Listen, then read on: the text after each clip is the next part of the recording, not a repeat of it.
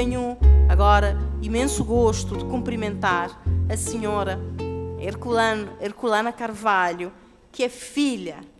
do senhor Guilherme da Costa Carvalho, que é também um antigo preso, foi preso aqui na cadeia do Tarrafal, no campo de concentração do Tarrafal. Aqui à minha direita tenho o neto, João Pina, que é quem vai falar, mas se não se importa, se nos puder dar este privilégio, senhora Herculana Carvalho, ela é filha.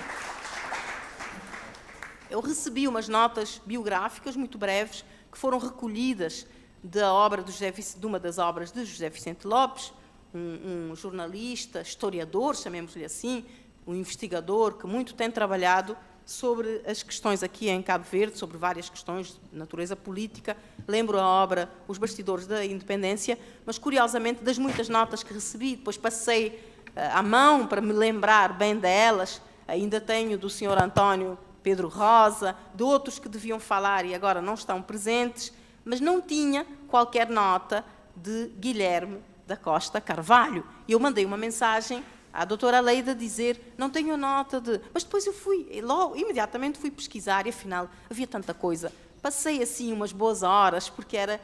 incrível, era impressionante a contribuição deste senhor, nascido no Porto, em 1921, já devo saber isto quase de cor.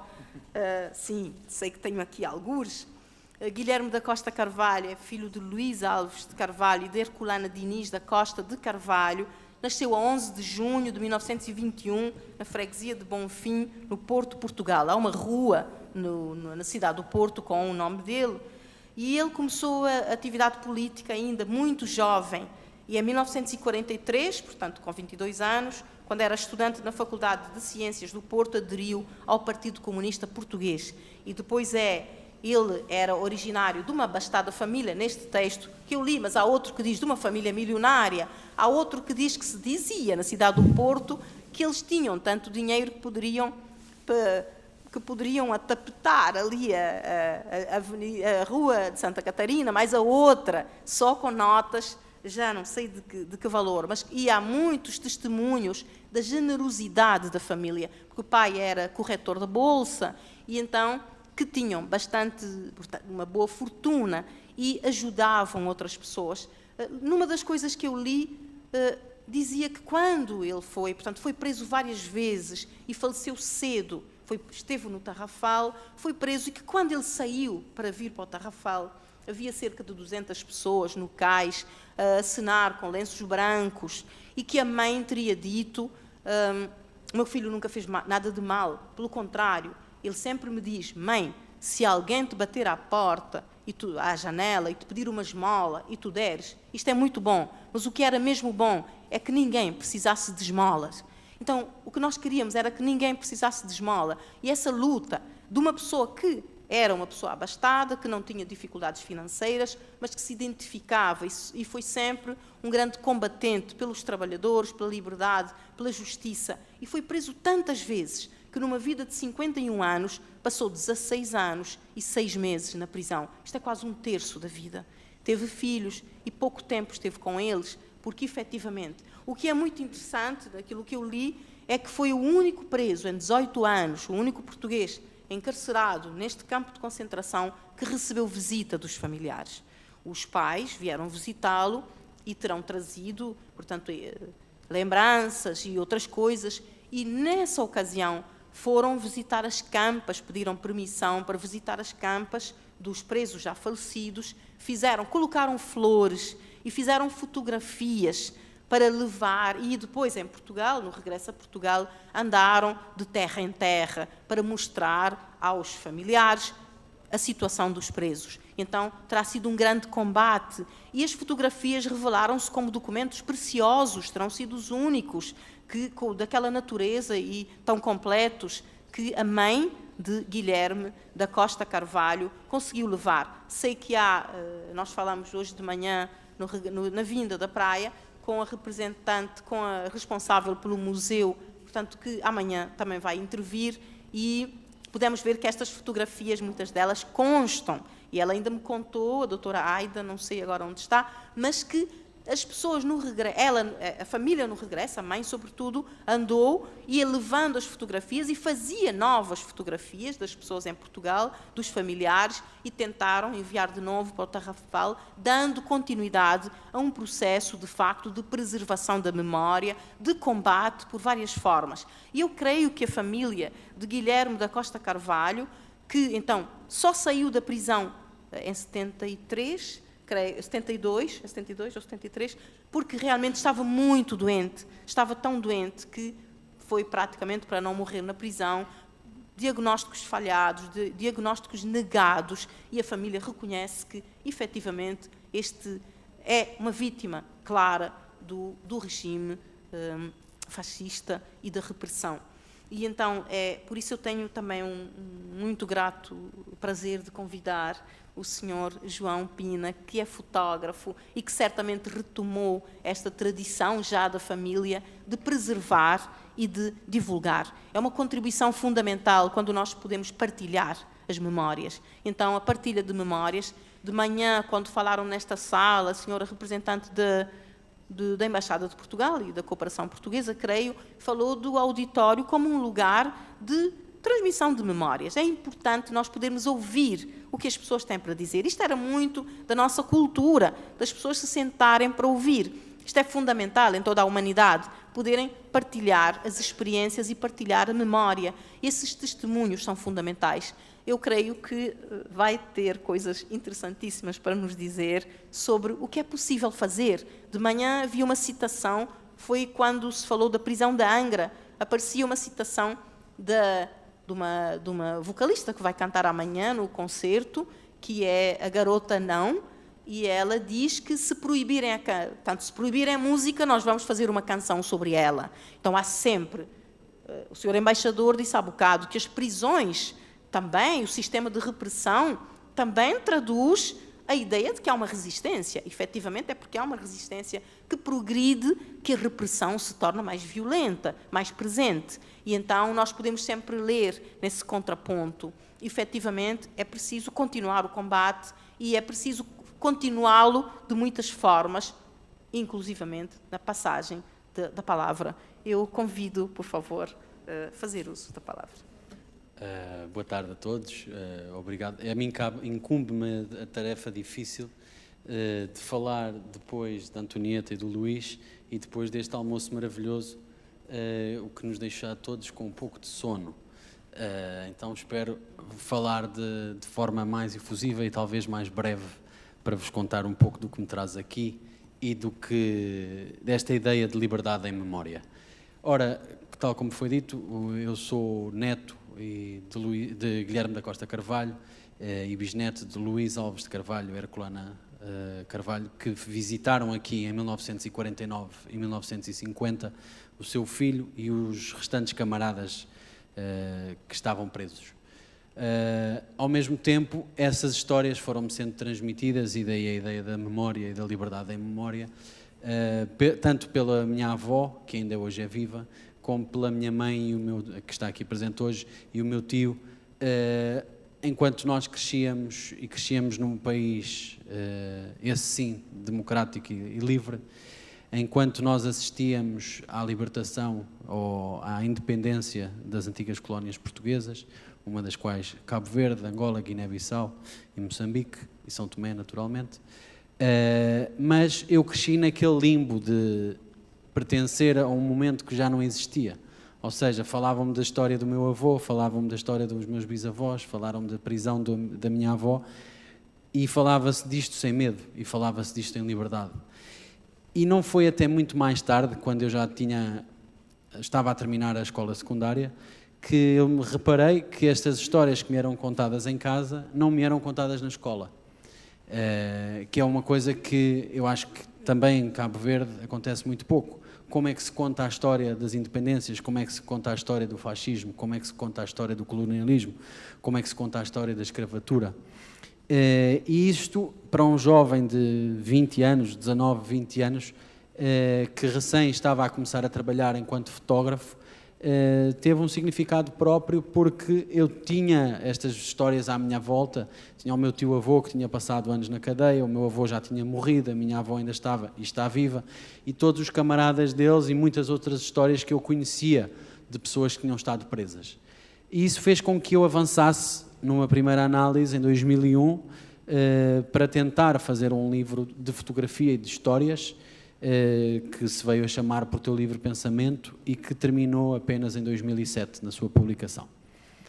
A partir daí eu entendi que esta ideia de memória era uma coisa que não se extinguia nem em Portugal, nem se extinguia nas ditaduras de extrema-direita. Isso fez-me começar a abrir os meus horizontes para outros lugares e para outras latitudes, onde eu há muitos anos trabalho, como por exemplo a América Latina, e ir tentar entender o impacto que outras ditaduras tiveram em outras populações. Isso surgiu daí o segundo livro que eu trabalhei durante quase 10 anos, sobre a Operação Cóndor e as ditaduras militares na América do Sul. Em consequência disso, eu decidi revisitar um pouco a história da família, quando há alguns anos, não consigo precisar quando, a minha mãe me alertou para a existência de uma caixa. A caixa é essa que tinha várias fotografias e alguns negativos que ela nunca tinha visto com atenção, mas devido a eu ser fotógrafo e devido a eu ser fotógrafo a trabalhar muito com estas questões da memória, ela adverteu-me que essa caixa existia e disse-me onde é que estava localizada para se eu algum dia queria pegar nela. Ora, eu já tinha trabalhado o suficiente para saber a dificuldade que é trabalhar sobre a memória e a dificuldade que é para trabalhar sobre a memória daquilo que nos é muito próximo. Então o que eu fiz foi decidir, a primeira vez que eu vim a Cabo Verde fui a São Vicente e a Santo Antão e de propósito eu não vim a Santiago, porque eu sabia que Santiago era onde estava o Tarrafal e o Tarrafal era onde estava a história que eu ainda não conhecia em profundidade, mas que no dia em que eu viesse aqui era para conhecer a sério. Isso fez com que eu não viesse ao Tarrafal nem a Santiago até o ano de 2019, quando eu pela primeira vez abri a caixa, essa famosa caixa, agora a famosa caixa, onde estavam depositadas centenas de fotografias e centenas de negativos dessas duas viagens que os meus bisavós fizeram em 49 e em 50, e nas quais fotografaram não só o seu filho, o Guilherme, como todos os camaradas que aqui estavam presos, de maneira que com essas imagens, depois no regresso a Portugal, as pudessem entregar às famílias. E pelo outro lado, e eu agora vou, como não preparei nenhuma apresentação visual, trouxe o livro que acaba de ser publicado. Pelo outro lado, há uma série de fotografias que para mim são absolutamente extraordinárias e que estão a pouco mais de 1 quilómetro de onde nós estamos hoje. São as fotografias feitas nas lápides do campo de concentração, nas lápides do cemitério municipal do Tarrafal, onde até hoje se encontram as lápides dos presos dos presos portugueses, é preciso reiterar isto, dos 32 presos portugueses que aqui morreram e cujas lápides, os corpos já lá não estão, mas as lápides encontram-se ali, infelizmente bastante ao abandono, e seria importante, na minha opinião, naturalmente, eu não estou a representar ninguém a não ser a minha própria opinião, mas seria importante, uma vez que estamos a resgatar este espaço enquanto espaço de memória, não nos esquecermos que apenas ali ao fundo estão 32 lápides com estes nomes, feitas aqui no campo, e que são objetos preciosos e fundamentais para entender aquilo que hoje alguns tentam apagar, que é a memória da existência deste campo, que é a memória do Tarrafal, não enquanto, e eu chamo ao Tarrafal e sempre chamei um campo de concentração, e não vou perder, não é uma questão de perder, mas não vou gastar mais tempo a discutir sobre isso, porque já hoje de manhã, e de forma muito interessante, estivemos a ouvir sobre isso, mas existe esta tentativa e o fascismo português foi muito claro ao tentar apagar a história, no momento em que este mesmo espaço onde nós estamos hoje, entre 1954, quando ele foi encerrado, e 1962, quando é reaberto, deixa de se chamar Colónia Penal do Tarrafal para se chamar Campo de Trabalho de Chombom. Portanto, é muito interessante esta história e a forma como a história nos é dada ou nos foi transmitida, sendo que o espaço é o mesmo, apenas lhes mudaram o nome. Isto em português tem uma expressão muito simples, é chamado "foi para inglês ver", que também está associada à história deste país, esta ideia de nós, quando Portugal decidiu oficialmente abolir a escravatura, mas era só em Portugal, era só na metrópole, porque no resto das colónias continuava a existir escravatura, mas para tentarmos evadir o embargo criado pelos ingleses para a compra de cacau em São Tomé, criou-se essa expressão de fazer as coisas assim, mudando o nome só para fingir que mudámos alguma coisa, e na verdade era só para o inglês ver, era só para enganar os ingleses. E portanto, para mim, enquanto um cidadão preocupado com a história não só do meu país, mas com a história da humanidade, e que alguma dela de forma muito infeliz e não assumida pelo meu próprio país enquanto nação, o facto de termos escravizado 6 milhões de pessoas e as termos levado do continente africano para o continente americano de forma forçada, até hoje não ser uma política de Estado de Portugal enquanto preservação da memória, este espaço também representa isso. Representa Cabo Verde, uma nação crioula, um país incrível, mas que era o país de passagem, não era o país de passagem da costa africana para o Brasil, e que nós, para entendermos este espaço, também temos que entender isso, também temos de entender como é que este lugar surgiu e de que lugar é que isto foi criado. Portanto, para mim, enquanto alguém preocupado com a memória, eu parti para este projeto, que hoje se transforma em livro, enquanto uma memória familiar, naturalmente, e o livro é feito disso, começa com essas imagens da minha família direta e daquilo que eu considero a minha família alargada, porque, como a Antonieta mencionou, esta relação com as restantes famílias durou durante muito tempo e, portanto, eu considero essa é a família do Tarrafal. Mas depois também existe uma chave fundamental para contar esta história, que para mim é a história de Nha Beba e Nhô Papacho. Os que aqui estão connosco e estão do Tarrafal, não deve ser necessário explicar quem era Nha Beba e Nhô Papacho, mas Nha Beba foi a madrinha dos presos políticos neste campo, alojou as famílias que os vieram aqui visitar, começando pelos meus bisavós, mas também no período africano, as famílias dos angolanos que cá vieram ficaram alojadas em casa de Nha Beba, e são os pais de Lilica Papacho Boal, que creio que para os restantes cabo-verdianos saberão de quem é que eu estou a falar, mas para os que não são cabo-verdianos e estejam aqui connosco, Lilica, cria do Tarrafal, cresce à volta deste campo, porque os pais era quem suministravam ao campo os víveres para as refeições e suministravam aos presos as coisas necessárias que eles podiam comprar lá fora. E Lilica cresce, não dentro do campo, mas aqui à volta, com as famílias dos guardas, e sendo ela uma menina curiosa, ia aprendendo com as famílias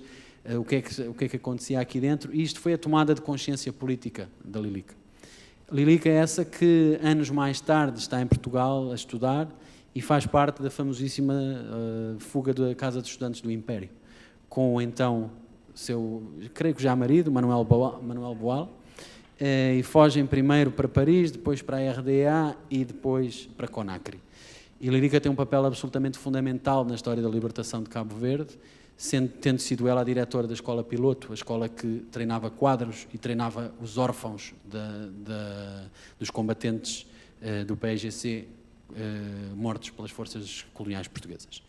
Portanto, é muito interessante, e eu acho que este espaço é o espaço correto para falar disso, porque entendamos que, a partir deste pequenino ponto no mapa do mundo, que é o Tarrafal, também aqui surgiram contributos importantíssimos para a história da humanidade. Para a história da humanidade e para a história do humanismo, para a história da independência, para a história da democracia, e isso para mim é o que me leva, é o motor daquilo que me leva enquanto fotógrafo, enquanto alguém que investiga a história, a ir buscar estes pequeninos exemplos. Então eu comecei com essa história da minha família alargada, de repente entendi o papel da segunda fase, que é absolutamente fundamental, em que 20 cabo-verdianos, 106 angolanos e 100 guineenses aqui estiveram presos, e quis também incluir essas partes da história. E tenho a felicidade de estar sentado com Luís Fonseca, que muito amavelmente me recebeu, e durante algumas horas estivemos a falar sobre a experiência dele, mas também outros presos aqui presentes e outros que aqui não estão, infelizmente, James Caulfield faleceu a semana passada, mas foi um dos com quem eu falei, Gil Querido Farela, António Pedro da Rosa, Divo Macedo, Toco, enfim, vários outros com quem eu fui falando ao longo dos anos para me contarem cada um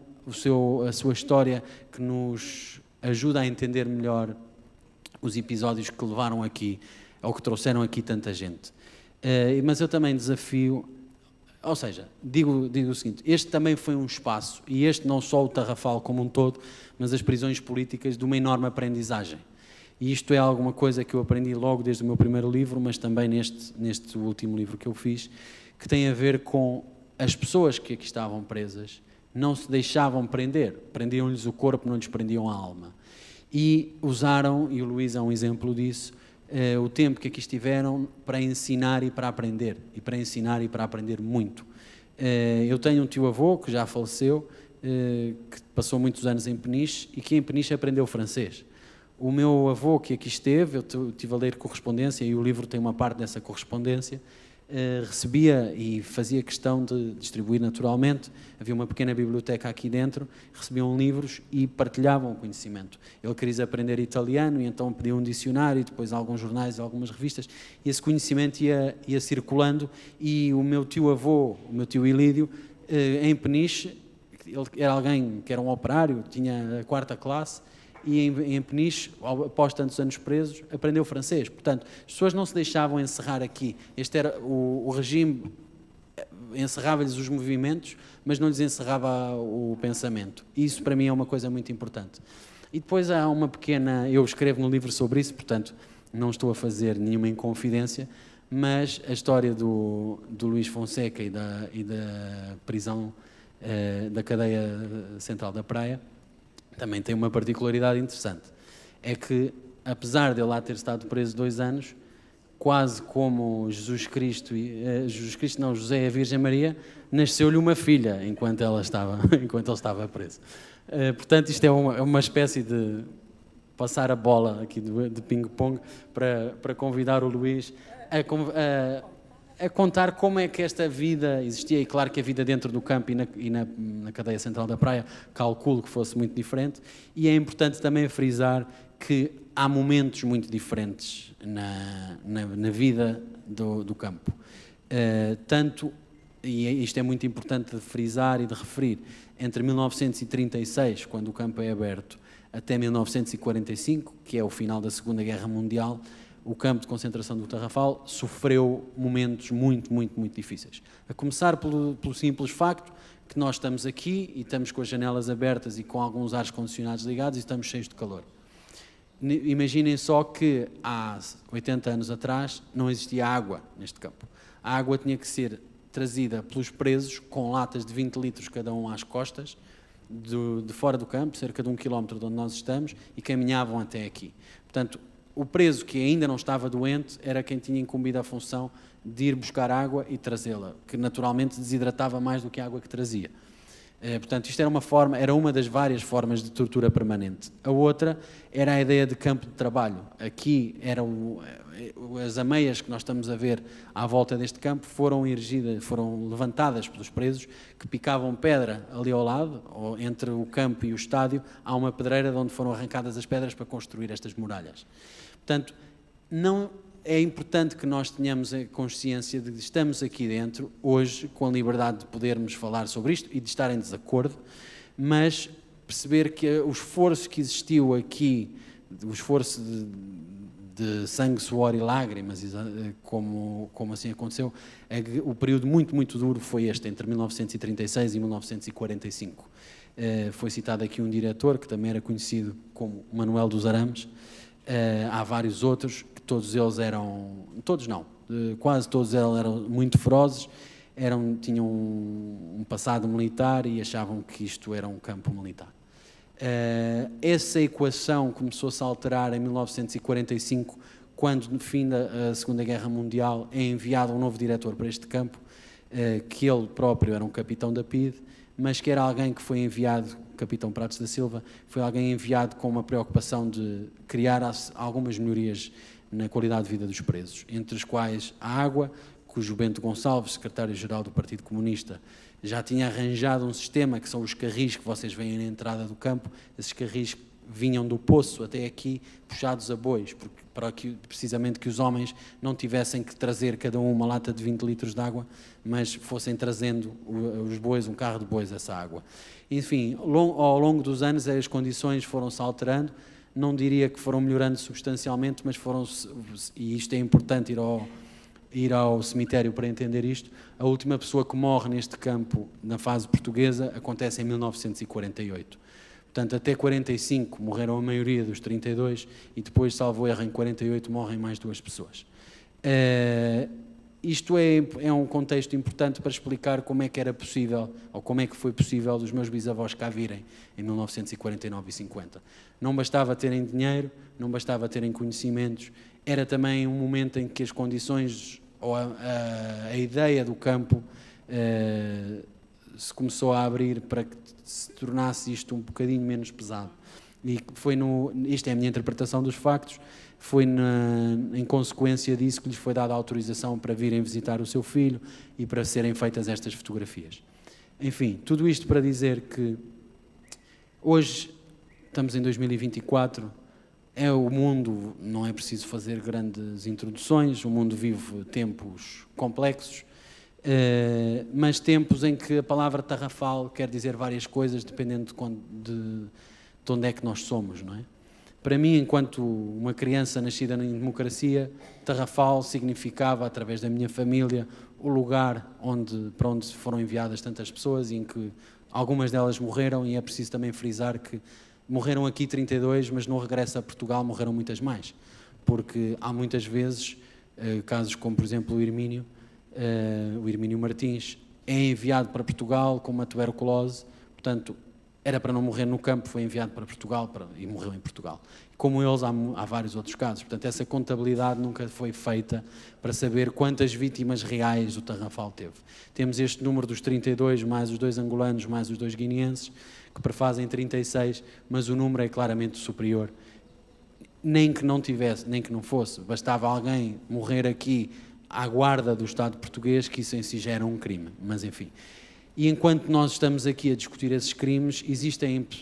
sobretudo em Portugal, apesar de eu não viver lá, é o meu país e é naquele que eu estou mais atento, pessoas que reclamam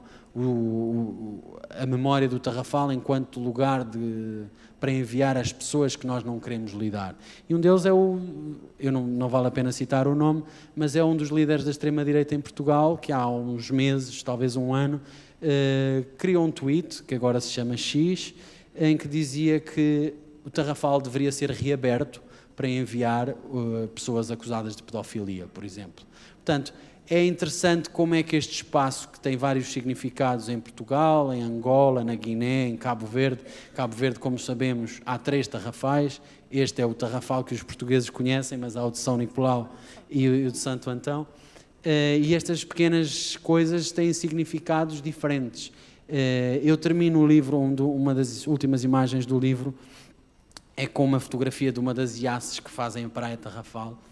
e eu achei divertidíssimo quando cheguei cá pela primeira vez que havia uma dessas companhias de iaces que tinham à frente